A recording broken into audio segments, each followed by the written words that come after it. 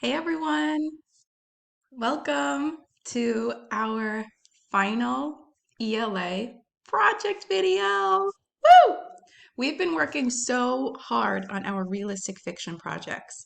So today I'm going to show you how to put together the final look. Then on Friday, we are going to present our stories. So almost everybody sent me their rough drafts already, and I sent you back feedback.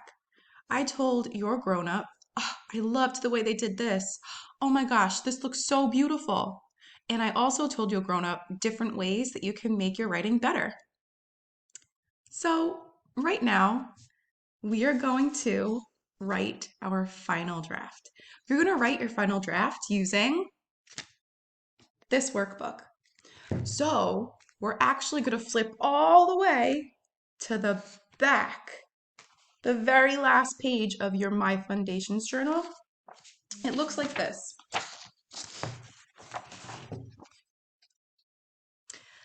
You can either ask a grown-up to help you rip it out, or you can use scissors to cut it out. Is it okay if it doesn't look perfect? Of course. Mine definitely doesn't look perfect, and that's okay. So you're going to be writing your final draft on that piece of paper. Once you've ripped it out, keep it in front of you with a pencil. Next, you are going to need your rough draft. My rough draft looks like this. Most of you should have it in a notebook or on a separate sheet of paper. So take a look, friends. I made some mistakes in my writing after I went back and I checked my work. Is it okay to make mistakes? Definitely. You could say, I learn from my mistakes. You got it. So now I'm going to make sure I copy everything just the way I see it from my rough draft onto my final paper. Friends, this is the most important part. Ready for this? You have to use your very neatest handwriting. Think you could do it? Can you handle it?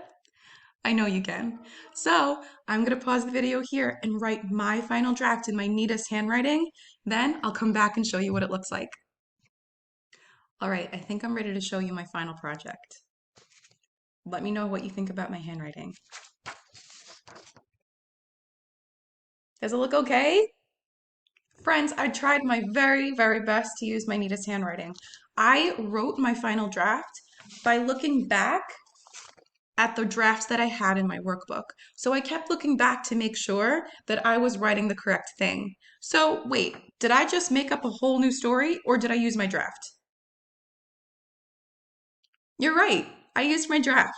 So make sure that you use the draft that's in your workbook or on a separate sheet of paper and copy it down on this final draft. What's the most important thing when you copy down your final draft? You remembered! Use your neatest handwriting.